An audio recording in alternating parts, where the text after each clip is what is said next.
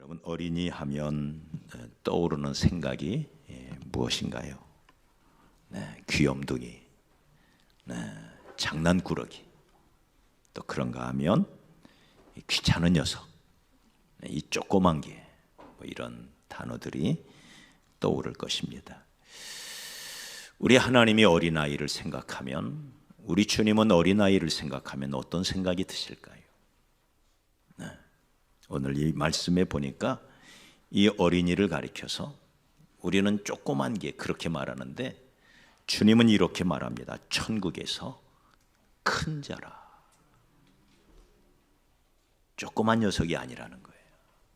천국에서는 큰 자라. 천국의 주인공이라는 이야기죠.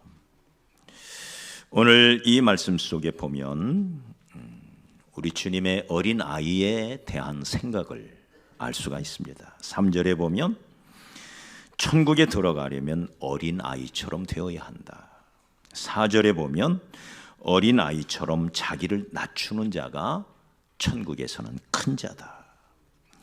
5절에 보면 어린아이 하나를 영접하는 곳이 곧 나를 영접하는 것이다. 어린아이를 영접하는 것, 어린아이를 사랑하고 돌보는 것이, 그것이 곧 주님을 영접하는 것이 된다. 그러면서 6절에 이 어린아이 중에 하나라도 실족시켜서는 안 된다. 어린아이를 실족시키는 이 일로 인하여 세상에 화가 있다. 어린아이를 잘 돌보지 못하면 그로 인하여 세상은 저주를 받게 된다. 화를 입게 된다. 그러면서 10절에서는 이 어린아이를 결코 업신여겨서는 안 된다. 10절에 보니까 이 어린아이를 섬기는 천사들이 있다. 그 천사들이 하나님의 얼굴을 늘 배웁는다. 하나님께 와서 이 어린아이의 상황을 늘 보고한다. 그 말이에요. 보고한다. 어린아이가 어떻게 돌봄을 받고 있는지, 어떻게 자라는지. 14절에 보니까 하나님은 모든 어린아이가 구원받기를 원하시고, 이른 양 한 마리 비유를 이 말씀 속에 하죠. 한 어린 양을 찾았을 때 주님이 크게 기뻐하신다. 한 어린아이가 전도되는 것을 주님은 그렇게 기뻐하신다는 거예요. 그러나 오늘날 이 어린아이들이 천국에서 자꾸 밀려나고 있습니다. 안타까운 현상입니다. 우리가 라오스에 가보면 어린아이들이 참 많아요. 가는 곳곳마다 인산인해를 이루어서 우리 전도자들을 따라다닙니다. 우리 라오 친구들이 하는 말이 있어요. 한국에는 왜 아이들이 없냐? 안 보인다는 거죠. 어린아이들이 왜 없냐?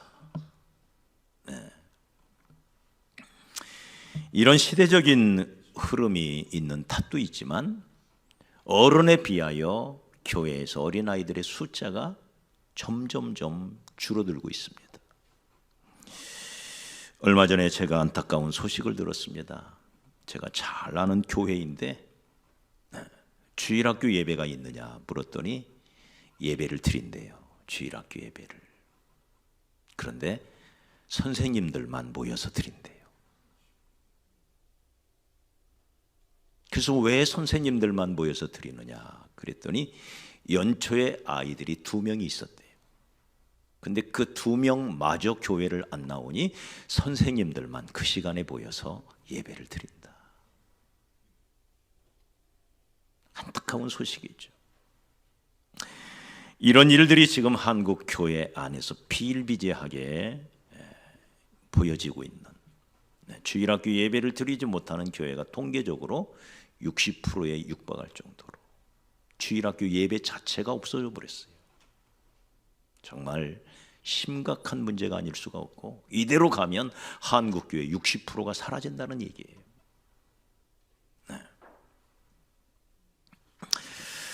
오늘 이 말씀을 통하여 어린이는 누구냐? 첫째는 어린이는 우리가 보호해야 할 대상입니다. 어린이는 적극적으로 보호받아야 할 존재입니다. 그러나 요즘 한국에 간간히 벌어지는 일들, 어린아이가 힘이 없다는 이유로 때리고 가두고 먹을 것을 주지 않고, 그래서 종종 비극적인 일들이 뉴스에 오르내리는 걸 보게 되는 거죠.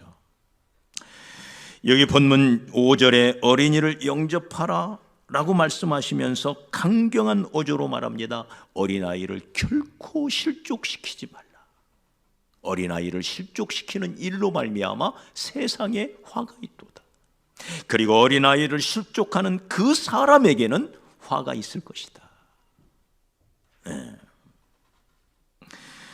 그러면서 아주 흥미로운 표현의 하나가 저희 천사들이라는 표현이 있어요. 10절에 보니까 저희 천사들, 여기서 수호 천사라는 개념이 나와요. 어린아이 하나하나를 돌보는 천사들이 있다는 거예요. 이렇게 우리 하나님은 우리의 어린 아이들을 향한 지극한 마음을 가지고 있습니다. 그러면서 이런 어린 아이 하나를 영접하는 것, 영접이 뭐예요? 극진히 대접하라는 거예요. 네. 어린아이 하나하나를 귀찮아하지 말고, 조그맣다고 힘이 없다고 연약하다고 무시하지 말고, 이들을 예수님을 보듯이, 예수님을 섬기듯이 이 아이를 영접하라. 할렐루야. 오늘 어린이 주일에 우리에게 주시는 이 어린아이에 관한 말씀을 우리 마음에 잘 새기기를 원합니다. 우리 예수님은 그 바쁘신 와중에도 수많은 사람들을 만나서 그들에게 복음을 전하며 진리의 말씀을 가르치는 와중에도 어린아이들이 오는 것을 기뻐하셨어요. 예나 지금이나 어린아이들은 소동꾼이죠. 네. 저들 안에 있는 넘치는 에너지를 주체할 수가 없어서 소동꾼으로 비춰질 뿐이에요. 그러니 어른들인 제자들이 볼 때 이 어린아이가 얼마나 귀찮았겠어요. 예수님의 말씀을 잘 전하게 도와드려야 되는데 옆에 와서 자꾸 떠들어대니, 울고 웃으며 떠들어대니 어떻게 말씀을 전하냐 이 말이에요.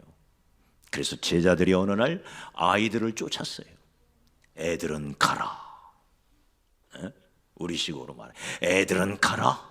이렇게 된 거죠. 그러자 주님이 말씀하시기를 어린아이들이 내게 오는 것을 용납하고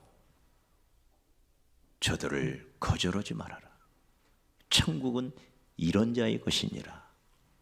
그러면서 어린 아이를 볼 때마다 주님은 늘 품에 안으시고 축복하셨던 모습을 우리는 성경에서 수도 없이 발견하게 됩니다.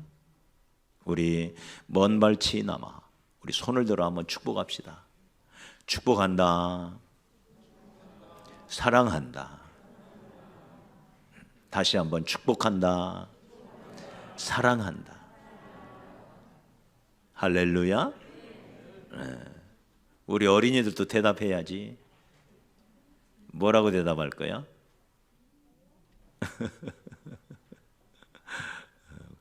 우리 어린이들 한번 해보세요.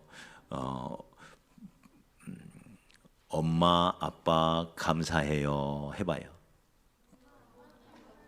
다시 한번 엄마, 아빠 감사해요. 다음 주는 엄마, 아빠 기쁘게 해드릴게요.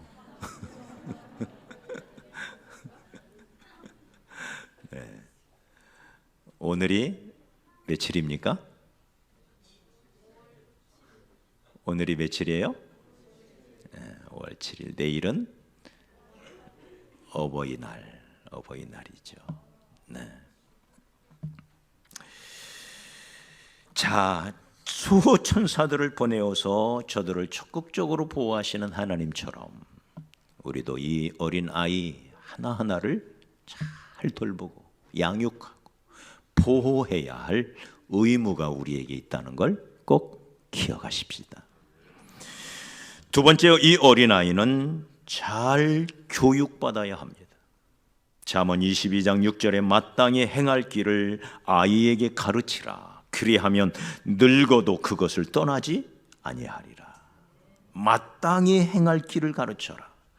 그럼 마땅히 행할 길이 뭐냐? 신명기 6장 6절로 9절에 보니 오늘 내가 네게 명하는 이 말씀을 너는 마음에 새기고 네 자녀에게 부지런히 가르치며 집에 앉았을 때에든지 길을 갈 때에든지 누워 있을 때에든지 일어날 때에든지 이 말씀을 강론할 것이며 너는 또 그것을 네 손목에 메어 기호를 삼으며 네 미간에 붙여 표로 삼고 또 네 집 문 설주와 바깥 문에 기록할지니라. 아멘. 가정에서 이 어린아이들을 돌봐야 하는데 부지런히 가르치래요. 집에 앉았을 때에든지 길을 갈 때에든지 누워 있을 때에든지 일어날 때에든지 이 말씀을 강론하고, 그리고는 집 분위기를 어떻게 바꾸느냐? 네 집 문 설주와 바깥 문의 말씀을 기록해라. 실제로 성지 순례를 가보면 이스라엘 각 가정 그리고 도심에 있는 모든 건물, 아무리 큰 건물이라도 들어가는 입구에는 이상한 것 하나가 붙어 있어요. 우리나라 부적 붙어 있듯이 집집마다 들어가는 대문에 무언가가 붙어 있어요. 한 가지가 뭘까요? 말씀이에요. 하나님의 말씀을 기록한 종이를 말아가지고 그 종이를 다 꽂아놨어요. 모든 집에. 이것이 없는 집은 팔레스타인 사람들이에요.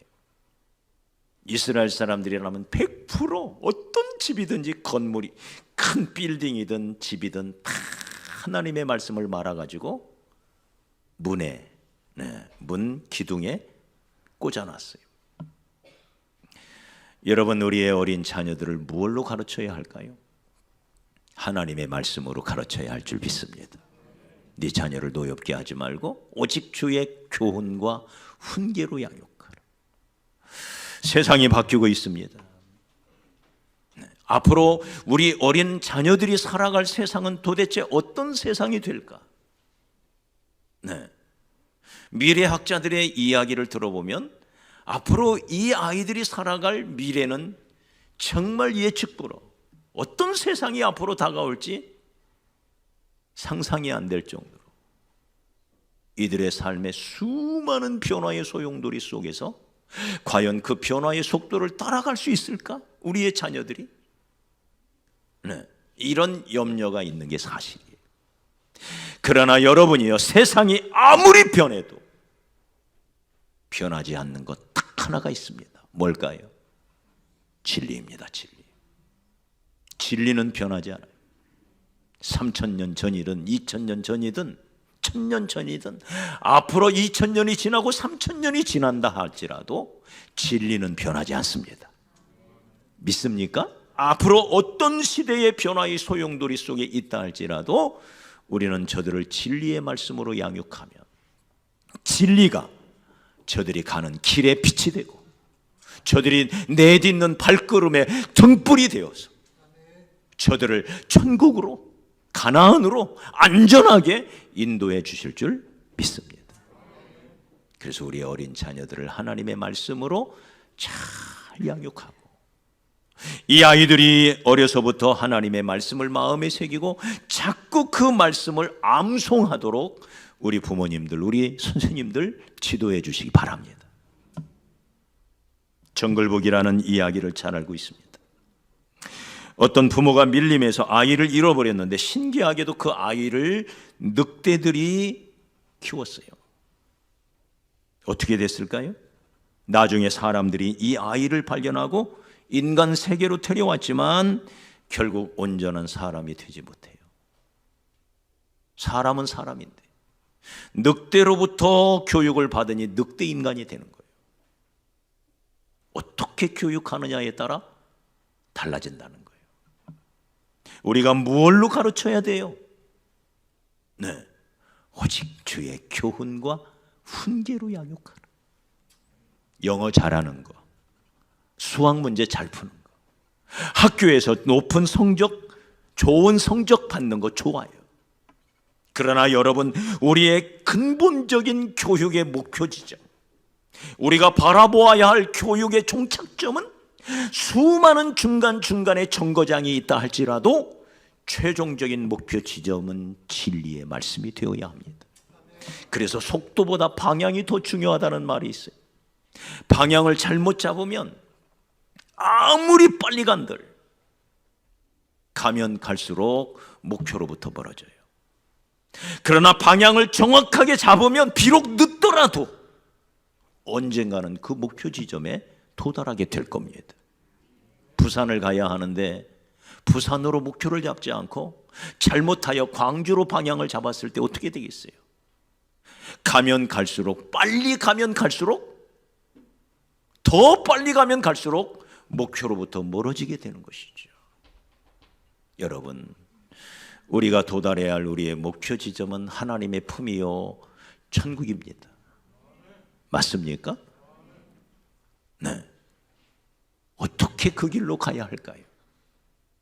오직 하나님의 말씀이 등불이 되고 말씀이 빛이 되어서 우리와 우리의 자녀들을 인도해 갈 줄로 믿습니다. 교육은 가정과 교회와 학교가 삼위일체를 이루는 게 가장 이상적이지만, 네. 그러나 우리의 학교는 우리 힘으로 영향을 미칠 수 있는 부분이 많지가 않잖아요.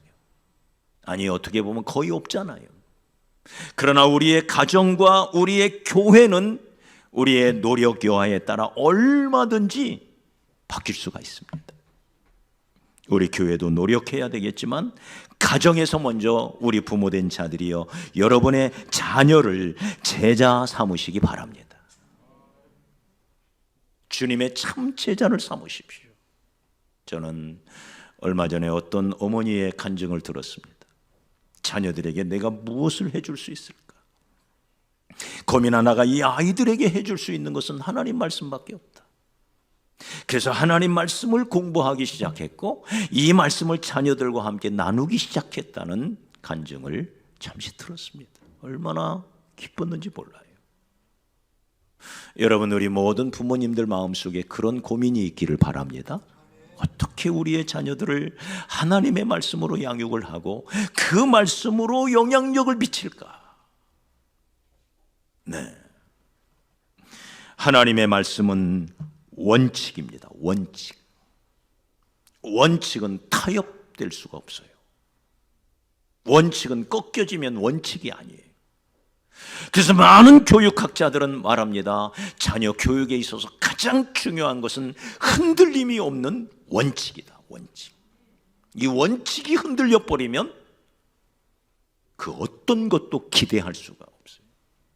하나님의 말씀이라는 원칙, 주일 성수라고 하는 원칙, 하나님 중심이라고 하는 원칙, 이것이 흔들리면 그 다음 어떤 신앙교육을 할 수 있단 말이에요.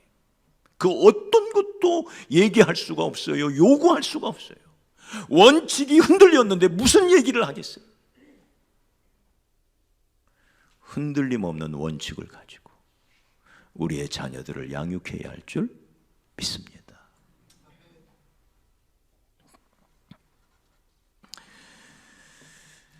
사랑하는 여러분, 이런 교육에 있어서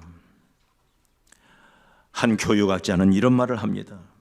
요즘 부모님들은 떡을 달라는 아이에게 돌을 주고 생선을 달라 하는 아이들에게 뱀을 주고 있다.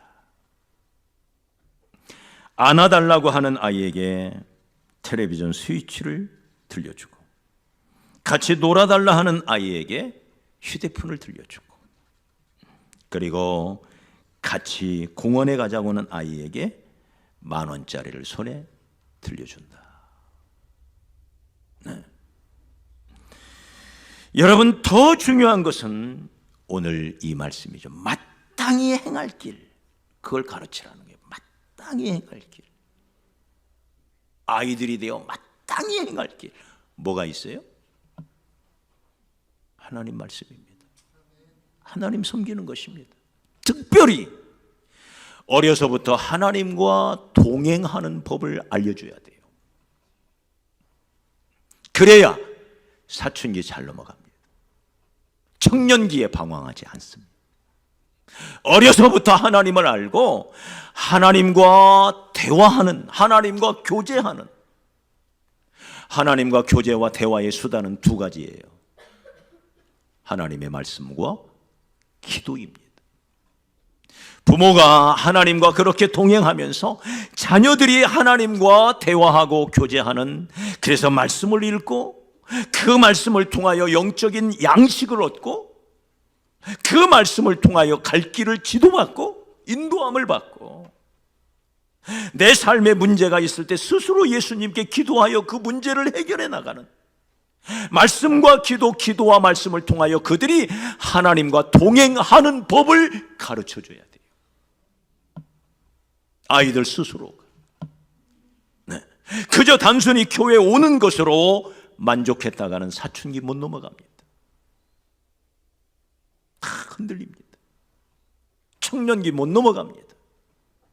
네. 결혼하고도 믿음이 흔들려서 아이들을 제대로 키우지 못하는 부모가 되어버립니다. 참된 신앙이 무엇입니까? 하나님과 동행하는 신앙이죠. 네?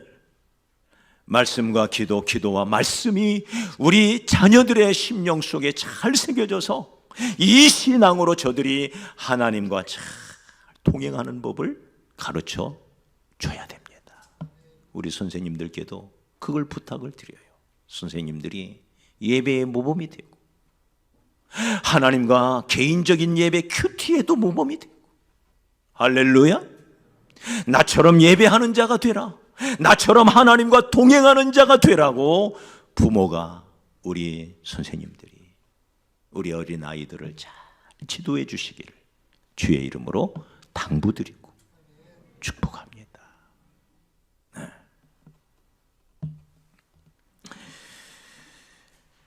어린이 교육은 미래를 위한 가장 확실한 투자라고 말할 수가 있습니다. 그래서 각 가정에서도 자녀 교육에 그렇게 많은 돈을 쏟아붓는 이유가 거기 있죠. 미국의 통계 자료에 의하면 15세 이전에 구원받은 사람이 86%나 된다고 합니다. 네. 전체 신자의 86%가 15세 이전에 구원을 받았다는 거예요. 그리고 15세에서 30세까지 10%가 구원을 받는데, 10%. 나머지 4%는 언제 받느냐? 30세 이후에. 이야, 이 통계가 뭘 말해주는 거죠? 오늘 이 말씀처럼 너희가 어린아이 같아야 천국에 들어올 수 있다는 말이 실감이 나는 거죠. 어린아이처럼 순수할 때, 마음에 때가 묻지 않았을 때, 그때 영적으로 맑을 때, 그때 예수님을 영접하게 되더라 이거예요. 세상에 때가 묻어버리면 이제 쉽지가 않아요. 그래서 우리가 주일학교 사역에 더 집중해야 할 이유가, 아무리 어린이들이 바쁘고 어린이들이 수많은 주님 앞에 나오기 어려운 여러 환경적 요인이 있는 건 사실이에요, 오늘날. 그럼에도 불구하고 어린이는 여전히 어린입니다. 순수합니다. 그들에게 우리가 복음을 전하는 일에 좀 더 깊은 관심을 갖고 우리가 이 일에 투자해야 할 줄 믿습니다. 요시야라고 하는 왕은 8살의 왕이 되었지만 하나님을 잘 섬김으로 이스라엘 역사에서 손꼽히는 위대한 왕이 됩니다. 대각성 운동을 이끌었던 요나단 에드워즈는 8살 때 그 역시 예수님을 구주로 영접해서 19세기와 20세기 초에 미국과 유럽을 흔들어 놓는 그런 위대한 하나님의 사람이 된 것을 보게 됩니다.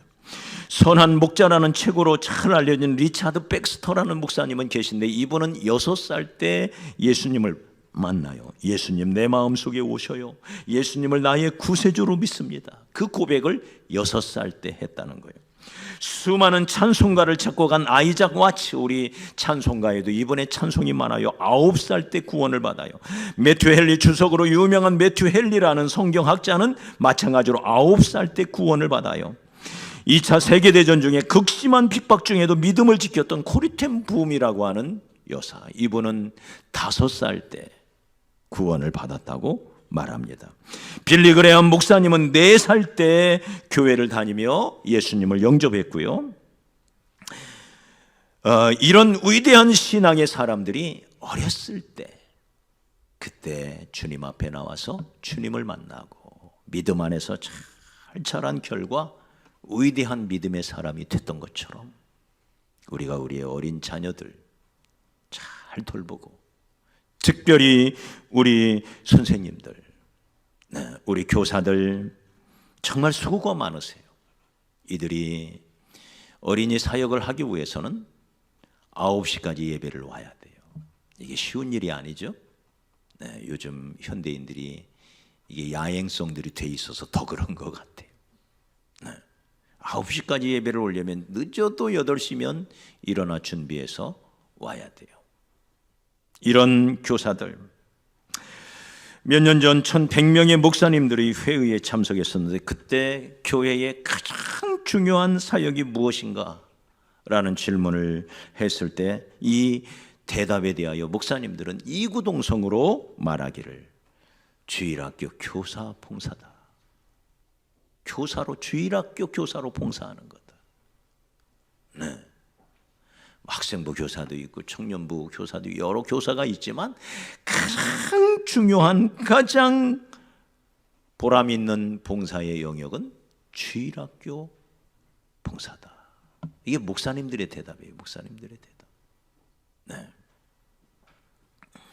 이스라엘 사람들에게 물었어요. 100사람에게 물었습니다. 100사람이 있는데 100사람 중에 다 죽고 그 중에 딱 한 사람만 살려야 한다면 누구를 살릴 거냐?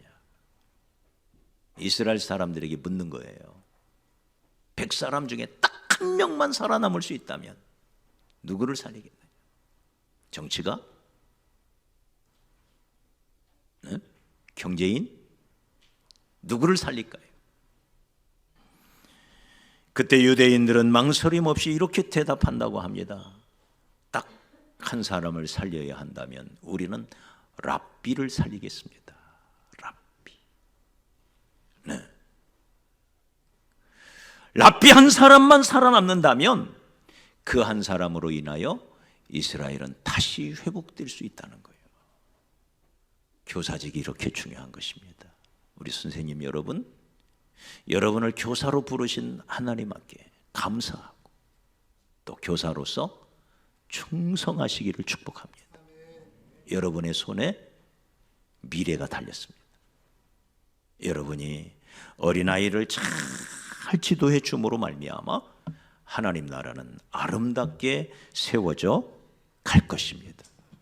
여러분, 우리 교사들을 위해서도 한번 격려의 박수 보내주시기 바랍니다.